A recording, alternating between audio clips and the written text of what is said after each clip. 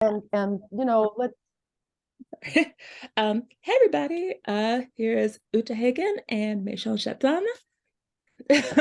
Haven't seen y'all in a while. I had some death in the family, by which I mean a lot of them actually. So I've been really feeling like being sad in my pajamas for months, actually. I didn't really want to make videos sad in my pajamas, but you know, uh, just to answer the where did she go question in case anybody was curious. Um, but yeah, I was just we were chatting, me and Miss Hagen here, and we were thinking about what we wanted to talk about today. And I realized one thing that a lot of people haven't like discussed much is this adventure going on with the medically assisted suicide up in Canada. Um, And actually, weirdly enough, I do have a little bit of a history on this particular subject because back when I was in eighth grade, we had one of those like projects where you're given a social issue, and basically, a teacher just wrote a bunch of them on slips of paper, and we all sort of picked them out of a hat. Mhm. And what I got was euthanasia. Really? Um, so, I wound up having to do a project. And annoyingly enough, this, required a presentation in front of the class, and we needed to have like visual aids. And it's like, what do you pick if that's your topic? So I wound up, I What think, grade of like was this? political cartoons of Jack Kevorkian, What grade was this? eighth grade. Eighth grade. Yeah. Wow. Oh my Yeah. goodness. Where did you go to do the research on euthanasia? Um, there was some stuff on the internet, and at that time we were still, pulling out the encyclopedias and things. And there Yes, were yes, also quite a few interesting sort of news articles, a lot of them centered around Dr. Jack Kevorkian, as you can imagine. And yes. he really Right. brought that issue kind of to the forefront. And I mean, it's such a peculiar kind of topic. And usually when it's first presented to you, it's like, okay, this is a person who's terminally ill and they're in a lot of pain, and they've Right. got like cancer or something. There's not a lot of hope here, and this is a way to kind of give them some sort of a control an uncontrollable Yeah. situation and sort of a Yes. peaceful way to sort of move on. But we're Mhm. kind of seeing as this you know, uh, in Denmark and Canada and different places, as this becomes more of a sort of mainstream thing, it has a weird slippery slope way of creeping out to wind up just being in a kind of all-purpose way of getting out of here. And it kind of feels, especially like with some of the discussion around what's going on in Canada and this very strange ad where, this Right. woman, it looks like it kind of gives Eat, Pray, Love vibes. And you see like, her Oh, bucket list and all the things she'd like to do and all of that. And then it ends with, and then when I'm all done with all this crap, I'm gonna go murder myself. It's like, okay, yeah, ma'am. Um, and, on the timeline, some people have been sharing on my Twitter timeline. Some yeah, people have like been sharing posts that people have made about this and different yeah. conditions that cause them to choose to do this. Right. Um, and, recently there was an expansion for it to go from being, physical ailments to mental ones that qualify for one of these. And also discussion of even things like homelessness and poverty qualifying you for being able to apply for this program in Canada. Yeah. Um, Well, I feel like okay, then um I could have been at risk, at various times in my life. I mean, I've had two serious bouts of pneumonia, and uh, I would say a side effect of pneumonia when you're in the healing process, as your lungs are starting to work again, you can feel depression because your brain and your body has been oxygen deprived. And mhm. so, just like with people, like let's not have a one appointment affirmation. You Right, know, I feel like, okay, uh, one appointment affirmations are, I guess, contagious, you know. right. This sort of leaping to these very sort of extreme procedures and conclusions and these irreversible kind of, permanent solutions to temporary problems, that Yes. attitude that it's okay with one thing seems to definitely be kind of spreading. Yeah. And I mean, there are so many parallels with this and what I call the cross-sex ideology. You know, Absolutely. it's that people are encouraged in that ideology to think of their former self as dead, as in Hmm. dead naming. Yes. And I had And I mean, they take themselves out of pictures, like they get rid of things. Like I've heard of so many people, crossing their own faces out of pictures and destroying childhood photos and things like that. I think Because there's even people who go and do alterations of it mhm. and And make, there's a service, I think, that yeah, that is marketing itself to do things like sort of change the sort of gender things in childhood photos, like, give you maybe like a different haircut and right. things like that, so it looks like you Yeah. had a different childhood. Oh my goodness. You know, um, it's my advice to people is don't play with your mind that way, Hmm. and um, I I question the ethics of the people who are participating in this. I mean, Yes. we already have protocols, I believe, all over the US that if someone is terminally ill and in terrible pain, Hmm. they're they'll be given morphine in hospice. Right. And Palliative care. eh, right. And the thing is, if you keep on asking for more because you keep on saying I'm in so much pain, it's not eliminating my pain, then what happens is that you kind of go into a sleep state and you stop eating. Right. And sometimes it takes a surprising amount of days for the death to happen. Um, and I know that, for example, my grandmother, who had a terrible, untreatable cancer, my mother's mother, Amanda, um, at the end, she was in a nursing home and asking for morphine. And Hmm.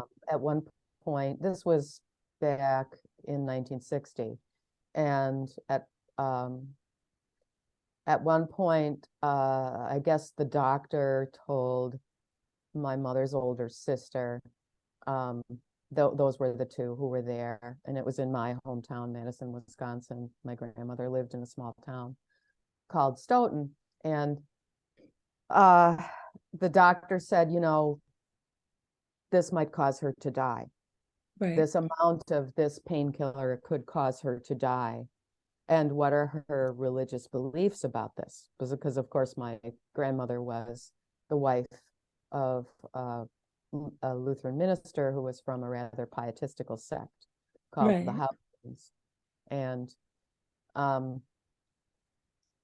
and I feel that, she had already been in so much pain and experienced a certain kind of religious trauma where she felt that she had led a worthy and praiseworthy life, and why was God sending her this suffering? And Right. so I don't in any way object to the way it happened with my grandmother, because it was very clear that no matter what, it was only going to be a number of days. And Right. so, if the palliative care eased her out of life, um, then so be it. Right. Then I think any God-fearing person could say, well, then that's from God. God does not wish for us to suffer. Right. Um, However, my mother was influenced to sign some kind of paper agreeing to go to hospice before she was even sick. Right. And I feel that this mentality when she reached the age of 93 or 94, my oldest sister, whom I no longer speak to, got her to sign a form agreeing that she would go to hospice rather than be taken to the hospital in an emergency, and or rather than to enter some kind of treatment of illness. But she lived for 6 or 7 more years after that. Right. And she clearly didn't, when they pulled her out of her house after her early stages of the diagnosis of congestive heart failure, where she was not on oxygen, the swelling in her legs was controlled with the compression stockings. And she was still a completely ambulatory, completely had her faculties. And my sister came in and waved the paper in front of her and said, "Oh, they have a room there and it's time for you to go." I'm kind of amazed that I can talk about this without choking up about it. But when I arrived, and she was in this place called a Grace Hospice, where that's what they do. I know from other people in town that that's what they do. They take people who are not really diagnosed with 6 months or less to live. My mother had never been seen by a doctor, and then subsequently my siblings refused to take her home, even though she requested that, which is actually illegal. And she lived in that one little room, was taken out only one time when her friend Jean Sweet was dying.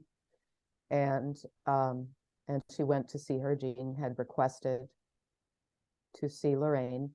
And then otherwise, she was never taken out, not to go out to eat for holidays, nothing. And she became sort of, in a way, her will became enfeebled. And she kept refusing. She said she wasn't in pain. They kept offering her morphine tablets. And she was given morphine once against her will, and I reported them. And then they subsequently said, they wrote me a letter saying, "We will not, you are specifically not to call this facility. You are specifically never going to be told anything about your own mother's condition." So what I did was I paid her former caregiver, who had been fired, Ms. Chang, I paid her to secretly go there. And there were all these times when my mother was alone. She was on a first floor. She was in a first floor room. So Miss Chang would sneak out to the back and look through the window and see if she was alone. And I paid her, like I paid her $20 just to go look. And then I paid her $40 if she went there and gave my mother a hand massage or a foot massage or something. And at the end, we ended up telling her that I was paying for her to go, because my mother kept crying when she was leaving, saying, "I can't pay you. I don't have any money. I don't have my checkbook. They took that away from me." I know. And so look at that. That is real. I'm not exaggerating, you Oh, no, know. I believe you. And It's just, it's yeah, and terrible to hear. it's terrible. It's really, really terrible. And I decided, okay, since my mother was an observant Christian, I would send her the prayers and help her. I looked up hymns that I remembered and certain prayers and religious things, even pieces of the New Testament and so on, Matthew, Mark, Luke, or John, you know. And because I wanted to give her something back. I wanted her to have her communion with God that she very strongly felt. Now, I think in a way it's ironic that I'm out of the five of us girls, the five girls as they used to call us. I think I'm the one who actually is the most religious, although I'm not Christian. I converted to Judaism. And so I'm very concerned about enfeebled old people as well as the disabled. Yeah. People who have cognitive Mm-hmm. delays who, you know, you can talk them into anything. Please do this for us and tell the good doctors up in Toronto that you want them to put that jab in your arm, that intravenous, because you're done with life and you're going to be a burden to us. And you don't Mm-hmm. want that, do you? I And mean, just because people with disabilities often feel hopeless. Like I saw one woman who signed up for it had Ehlers-Danlos syndrome.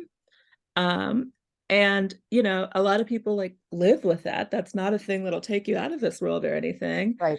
But you know, it can make things very difficult. Like there's one woman I watch on YouTube, Jessica Kilgren Foster, and like she a Fozart, and she, you know, has it, and you know, sometimes limbs will get paralyzed, sometimes she can't get out of bed.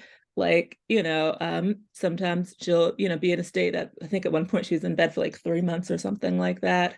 It's really easy to dislocate things and all of that kind of stuff. And I can imagine that kind of like physical, you know, issue, especially if it's bad like hers is, because, you know, it varies and how much sort of hyper mobility people have that have that. I can imagine it can be really difficult and sad to live with. And it's upsetting to think that rather than giving these people, you know, resources and accommodations so that they can do as many things as they can do, and you know, Right. caregivers so that they can, you know, live their lives to the best of their ability, and like, you know, emotional and mental support for the difficulty that comes with living with certain kinds of disability. Instead, they're encouraging these people to just quietly take themselves out of here. Right. Well, and I can understand how someone with this kind of medical condition might feel that they're coming to the end, you know. Mm-hmm. Yeah. However, I have to say, after just recently having an emergency with my eye, which is getting better, Mm-hmm. you Good to know, hear. good to hear.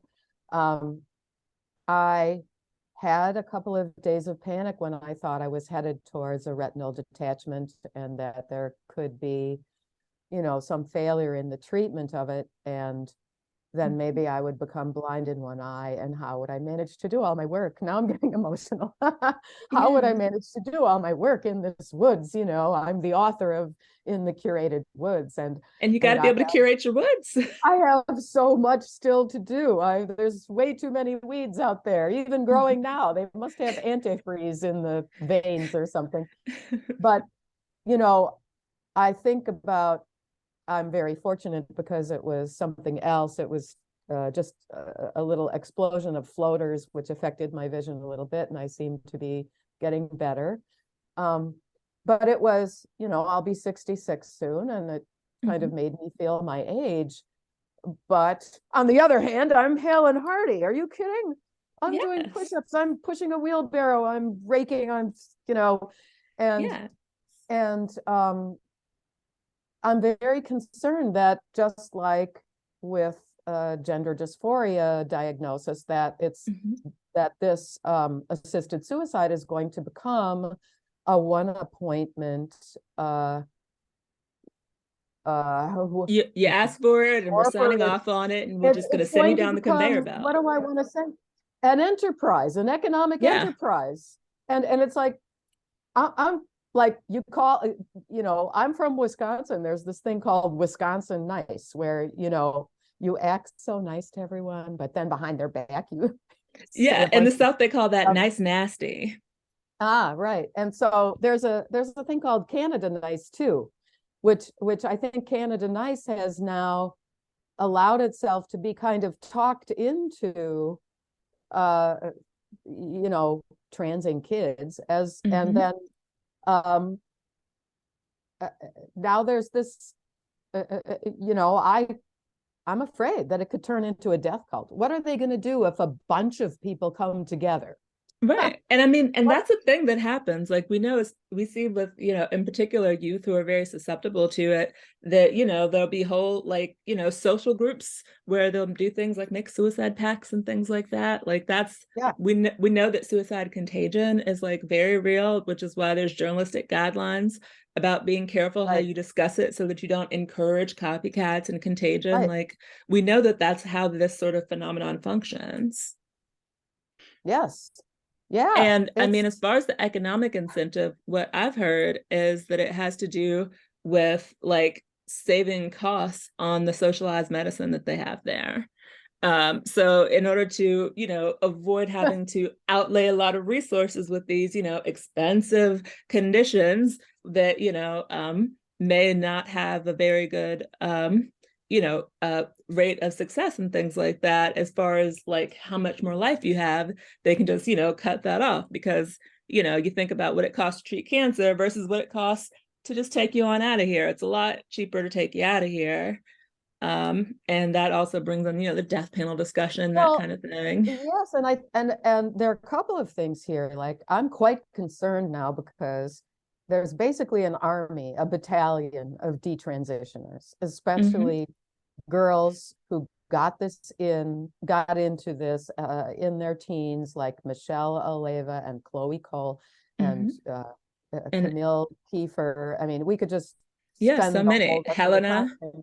Helena Helena Kirsch, Kirsch, right? everything. So especially the ones who have done mutilating surgeries, taking Mm-hmm. body parts off. And uh, I'm I'm very concerned that um, I mean, there's already the Swedish study that Yeah. tells us that the suicide rate 10 to 20 years later was 19 times higher. And you and I went back and forth on Mm-hmm. this because I Because you thought, thought well, it, it they must must just mean be 19%. There's no way 19%. that's got to It be a must be. typo. And the thing is, Right. I just went really, really thoroughly through that whole study. And this is from already death records. These are people who have already died. The cohort of people who just went through their lives and then died. Some of them committed suicide. The cohort of people who had cross-sex ideation and who went through surgeries and took cross-sex hormones. Mm-hmm. And this was follow-up of how did they die? Well, so Mm-hmm. compared to the typical cohort, 19 times higher Yes. rate of killing themselves. So Yes. now what this says to me a couple of things. It says that there probably was trauma and it was unresolved. They Absolutely. had some kind of euphoria immediately after all these Right. The placebo effect, transitioning as things, right? excellence like Yes. often, refers to when Yeah. you're talking Yeah. about these kinds of things, you're going to have Right. some positive impact whenever you're taking some concrete action with the intention of Right. improving something, you're going to Right. have some sort of subjective improvement. Right. Well, and then there's also the pylons and the really, really terrible um, online uh, negativity from, shockingly, from the so-called trans community when someone detransitions or says Absolutely. anything. And Or even if the they intend to example of, continue, but they just speak in any kind of detail about negative sort of health effects or emotional effects right, of the treatments, there's a lot of attack for yes, that. right. And Casey Miller is a case in point Mm-hmm. who now she's starting to do better and she's putting And out, she's in pretty intensive treatment at the and moment. she's in pretty Yeah. intensive mental health treatment. And Mm-hmm. so, you know, um, what I am going to slip in a little plug for Ute Heggen YouTube channel now, what I Yes. really am trying to promote on my new YouTube channel is that we have to take time to appreciate the beautiful collateral beauty of nature. And we need to maintain our mind body connections And the Absolutely. more research I do about the vagus nerve, the nerve that goes from your brain down near the through the neck into your torso, that is the one that is probably overstimulated and so on from adrenaline when the panic attack type stuff sets in. And so what Mm-hmm. I'm concerned, broadly speaking, about the medical uh, providers is that it's going to be too easy for them to shuffle off Mm-hmm. to what's the city that's across from Buffalo, to shuffle up to Canada Yeah. if there's some overwhelming stuff bothering you in your life. And, Right. then Or we could you'll, even wind up having a contagion where it starts to gain some popularity in our country. Um, right. Well, I guess that's state by state, because I yeah. know that my mother would not have been allowed to be put in the hospice in New York State because they don't have these great big hospices that have hundreds of beds in New York Right. State. Hospices are only 25 beds or less. So the idea of staying at home if you have a terminal illness is the priority here. Right. Um, I mean, we all know that people who are taking care of chronically ill relatives often are in need of respite and they Mm-hmm. become overburdened and overwhelmed. And I'm very concerned that once this idea becomes as common as the whole gender dysphoria thing, that uh, it will be very flip to Yeah. just say, oh, well, there's always Well, if you've got this. this So, diagnosis, then you can just go ahead and do this and we'll right, sign off on it and we'll move you on right, along, right? right. And so there's, isn't morphine named after Morpheus, the god of death or something? Or Yeah. maybe you know better than me. I can't remember if it's the god of the underworld or the god of death or No, whatever, I, but I think it's the God of Sleep, but I'd have to check. ah, I see. So, Um, I mean, I feel like what happened to medical ethics? right. The Do we whole have thing. any of those What happened? left? Yes, and why are we teaching children? I mean, how I don't know. When my mother was dying, I did Yes, um Morpheus is the god of sleep and dreams. Just checked it. ah So, thank yeah. you. I I looked up, somebody told me, it was a nurse who had worked in a hospice, told me to look up the Canadian a doctor and sort of philosopher, Gabor Mate. Yes. He's a Hungarian child survivor of the Holocaust. And he has done some lectures about um, the process of death and what is a good death. Mm-hmm. And uh, both of my parents, despite the fact that it wasn't in the setting that they deserved to die at home. Right. Um, uh, they were both very elderly. My mother was about 100 and my father was about 90. So I feel that, you know, it was a good death, although actually the same kind of thing where where about getting taken out of your home environment happened to my father. Right. He needed 24-hour care. He was very affected by arthritis and he was in quite a bit of pain. He had the fentanyl patches, the pain patches. And then there was a very cranky caregiver from Eastern Europe who wanted to study her nursing text because she was in nursing school. And she got crabby with my father and refused to help him to go to the bathroom in the middle of the night, despite that was her, assigned shift to Right. sit there and be at night and got the extra nighttime pay, etc. And uh, she said she's going to tell the company that we have to have two people there to get my 140-pound father to the bathroom. Mm-hmm. Yeah. And she told him to just do it in his Depends. That's what it's Oh, for. that's Yeah. completely. Yeah.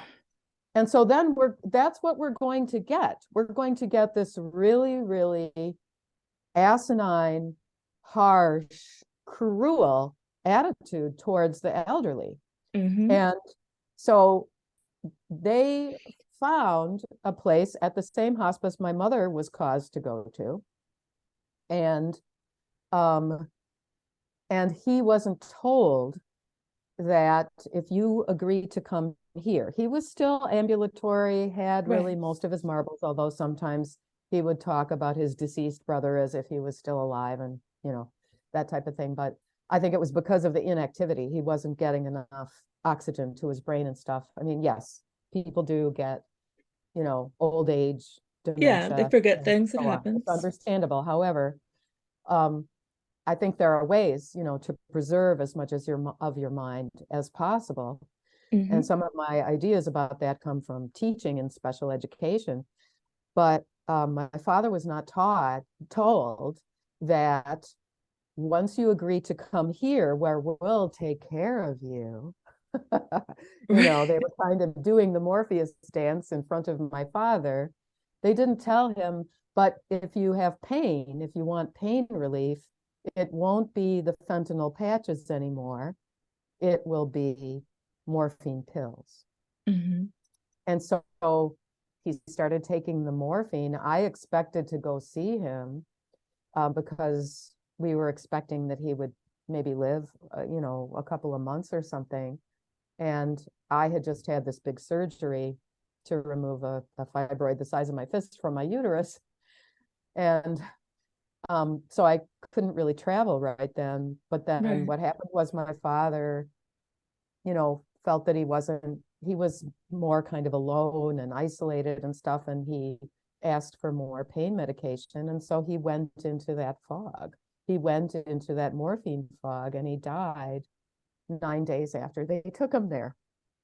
And, I felt that it was so cruel, Yeah. when, you know, so um, I am, I feel very spiritually close to my father. And therefore, because my siblings did this to both of my parents with, the uh, Consent of the collaboration medical establishment. of Yes. this, fake nonprofit place. Like I looked into it but when my mother was there. That gave me plenty of time to do the research. And Right. oh, this is a nonprofit that on the board, not doctors and nurses so much. Mm. It's their board of Oh, and they're about directors. to cut us off. Oh, yeah, it was profit people, a Mm. builder, the builder who built the building, the bank, etc. So I'm very, very concerned about all of this. Yeah. Yeah. Yes. Well, why don't you finish out? Well, it's about to snatch us. But yeah, there's a lot to be concerned with, and profit's always something to be scared of, really, Yeah, to make death into a especially in business. medicine. Yeah. I mean, I can just imagine the casket companies that are going to go into business right Yeah, across you the can pick it street out before from you that do it. You can have facility. like a whole thing, Yeah, you can come let's in, pick just out your make casket, set up your all that. service, decide where Right. you want to die. Do you want to decorate? It'll be great. Yeah.